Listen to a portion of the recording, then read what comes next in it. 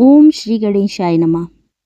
सकट चौथ का व्रत जो कि माघ मास की कृष्ण पक्ष की चतुर्थी तिथि को रखा जाता है, जो कि भगवान गणेश और सकट माता को समर्पित होता है। इस दिन महिलाएं अपनी संतान की लंबी आयु के लिए निर्जला व्रत रखती हैं। रात में चंद्रदेव की पूजा करने के बाद व्रत का पारण करती हैं। यह व्रत बहुत ही कठिन माना जाता है, लेकिन इसका विशेष धार्मिक महत्व भी है।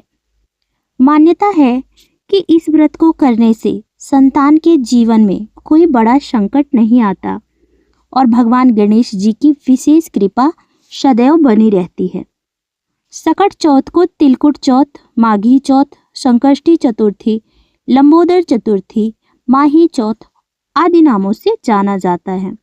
यह चौथ साल की सबसे बड़ी चौथ में से एक होती है।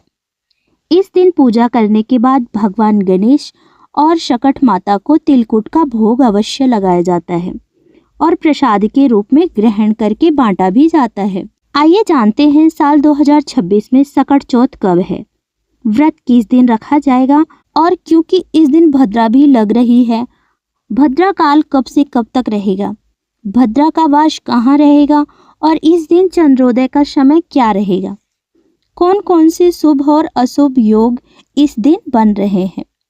माघ मास की कृष्ण पक्ष की चतुर्थी तिथि इस बार 6 जनवरी दिन मंगलवार को सुबह 8:02 से प्रारंभ हो रही है।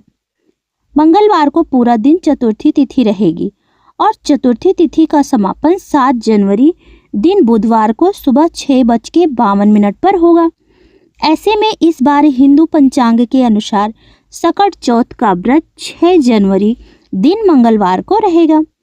पूरा दिन व्रत रहकर रात को चंद्रमा की पूजा करके ये व्रत पूर्ण होता है। 6 जनवरी दिन मंगलवार को ब्रह्म मुहूर्त सुबह 5:37 से लेकर 6:25 तक रहेगा, जब आप सुबह स्नान करके व्रत का संकल्प लेकर पूजा कर सकते हैं। सूर्योदय होगा सुबह 7:13 पर और सूर्यास्त का समय होगा शाम 5:51 पर। इस दिन भद्रा काल सुबह 8:01 तक ही रहेगा।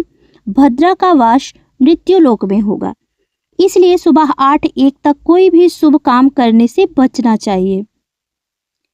प्रीति योग रात 8:21 तक रहेगा। इसके बाद आयुष्मान योग प्रारंभ हो जाएगा। अभिजीत मुहूर्त दोपहर 12:11 से लेकर 12:53 तक रहेगा। प्रातःकाल पूजा करने के लिए सबसे शुभ मुहूर्त सुबह 5:53 से लेकर 7:15 तक है। इसके बाद अमृत काल है, जो कि सुबह 10:46 से दोपहर 12:17 तक रहेगा। इस समय भी पूजा कर सकते हैं। शाम की पूजा का समय 5:36 से लेकर 7:01 तक है। राहु काल जो कि अशुभ मुहूर्त होता है, दोपहर 3 बजे से 4:40 तक यह मुहूर्त रहेगा। व्रत के दिन चंद्रोदय का समय होगा 8:54 पर और कुछ जगहों पर यह समय रात्र 9:07 भी दिया गया है, क्योंकि शहरों के अनुसार चंद्रोदय के समय में कुछ मिनटों का अंतर भी हो सकता है। इसलिए आप अपने शहर के अनुसार चंद्रोदय का समय जरूर जांच लीजिएगा और इस समय के बाद आप चंद्रमा को अर्घ्य देकर अपने व्रत का पारण कर सकते हैं। दोस्तों, यह थी आज की वीडियो। अगर आपको अच्छी लगी हो तो वीडियो को लाइक जरूर कीजिएगा।